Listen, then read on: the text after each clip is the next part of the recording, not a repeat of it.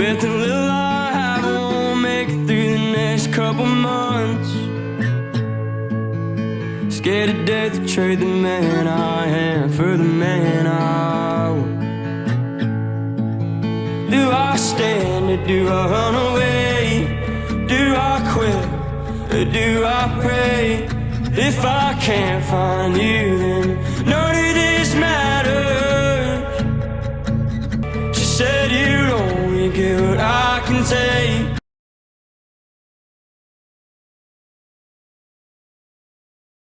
It's been a minute since my last video, but I'm back and things have been so wild. I mean, I'm going to give you guys a tour of the restaurant, but to go back and see how different this is from that first YouTube video when I got back from Florida and I showed you guys kind of the layout in here. And now we're 18 days in the books of being open and generating sales and everything. It is so, so crazy. Honestly, it's hard to believe that we got to this point and it's actually open and people can come in and they can eat.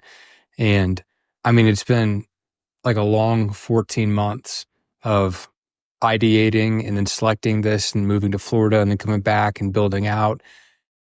And now we're actually open, like we're doing the thing. And it's so cool. I'll give you guys some more details in a second, but I'm going to give you a tour now. All right, so this is the front of the Another Broken Egg Cafe. We are in a strip mall, and so we are the north tenant. We are an end cap, is what they would call that. This is our patio. We've got some nice little plants and shrubbery, and then we can fit about 46 people on the patio on a nice day. This is our host stand that's in the front of the building. This is where you'd come in and the host would seat you. That's our bar. We've got a nice big bar. I think it fits about 15 people. We ended up wanting to kind of lengthen it to make it extra large. That's the Another Broken Egg logo. It's actually hand-painted. Watching them do that was super cool. We have some 3 very important pictures here. The middle one is Woolsey Hall, which is the Barton School of Business, which is where John and I graduated from, Wichita State. And then we'll head back into the kitchen here.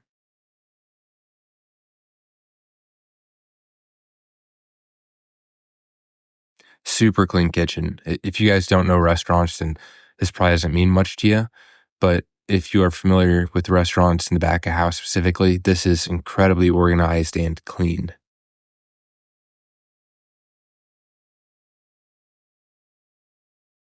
And then this is our manager's office. It is small, but very well organized and efficient. Then we're heading back into the front of house. These are our booths. We've got nice pictures. We've got old historic pictures of Wichita all throughout the cafe. And then we're back up at the front of the bar. So that was a quick tour of the restaurant. And man, I've tried to shoot this video a couple of times and I just haven't made the time to do it. And then today, thankfully I'm finally able to find a minute for it. But it's been 32 days straight since I had a day off. And right now I'm probably averaging 11 to 12 hours per day. And it's been an insane amount of work, but it's so exciting. We've been open for 18 full days now. We have 40 to 50 employees hired. We've got an incredible team that's really come together, culture that we're developing. We have so many customers that are coming in and we're meeting new people and we're starting to get our regulars. And it is just, it's everything that I hoped it would be. And it's so cool to be able to provide that experience for guests and for them to come in and to compliment how nice things look or to rave about how happy they are with their food and the service. And this has been such a long time coming. And every time I hear it, it just makes me so happy. And all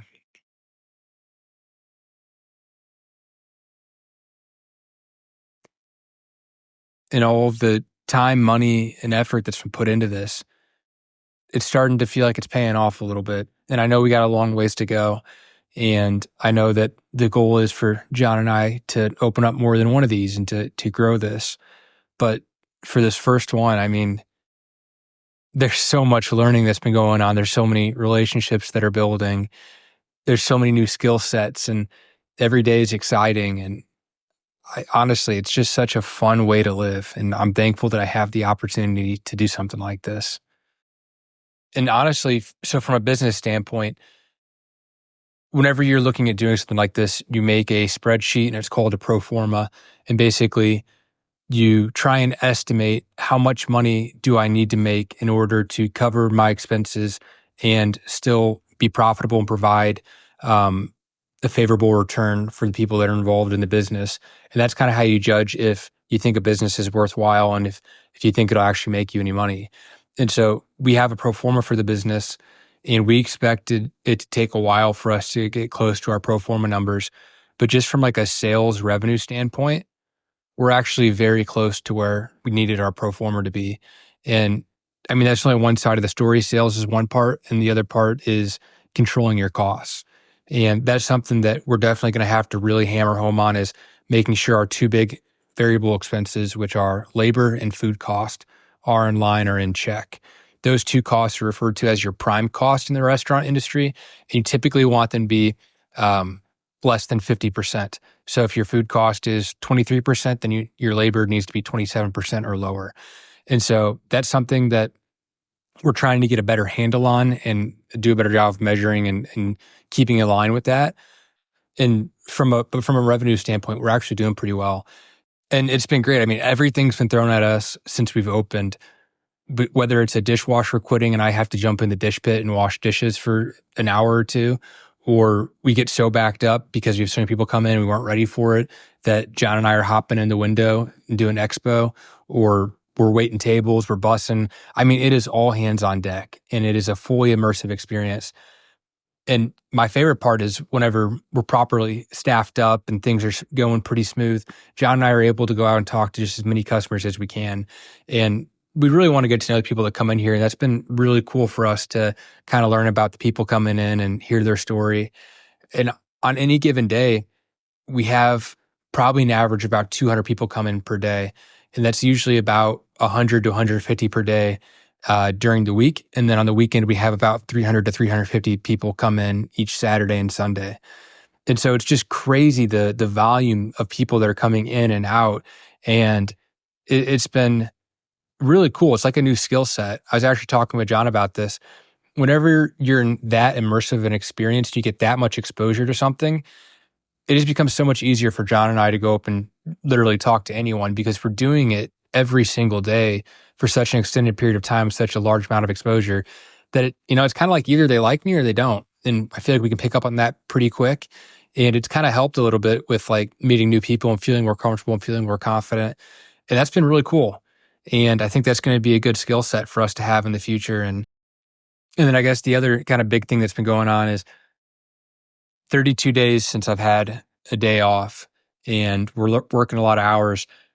And for whatever reason, I've decided to sign up for the Tunnel Hill 100 miler, which is 100 miles in November. I think it's like November 8th or 9th or something. But I've been training for another ultra marathon. So there was 2 Tuesdays ago where we worked like 10 hours, and I went home and immediately made some food, put it in my Camelback, and went out on a run. And I ran from like 6 p.m. until I think 11:30 p.m. and did 30 miles on that Tuesday night, and ended up doing 70 miles that week. This week I'm shaping up to do 50.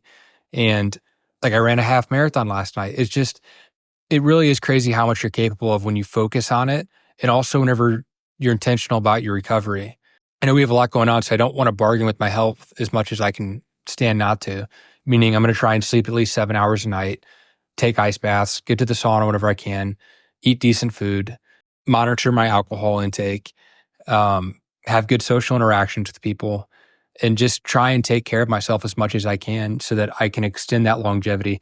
I realize that working 11 hours a day is not sustainable for a long period of time. I mean, right now, it's just what is necessary to generate this momentum and to keep things moving forward. But eventually, I'll have days off and things will even out a little bit. It's just what's required right now. So in the short run, though, there's things you can do to maximize that, like I just mentioned with sleep and ice bath and eating and working out and all those types of things. So I'm going to make sure I'm continuing to do those. But it's been such a thrill, and every day flies by so fast. And I can't believe that it's already October. It's already halfway through October. It's just been such a wild period of my life, and I wouldn't have it any other way. So I know this is a shorter video, but I wanted to just take a quick moment, try and get you guys a little bit of a recap, get you a tour of the restaurant. And if you guys are in Wichita, come out, ask for John or I. We'd love to talk to you. We'd love to sit down and get to know you. And I appreciate everyone that supported us so far. It has been incredible, and we're full steam ahead. You can find me on Instagram at Jacob O'Connor. My podcast is Real Conversations. You can find it on Instagram at Real.Conversations. I'm going to continue to upload these videos with some form of regularity, just as we progress and try and build this into something really special. I want to make sure I'm continuing to document that journey, and I'll try and do a 100-mile recap episode of the race next month. So thanks for watching, guys.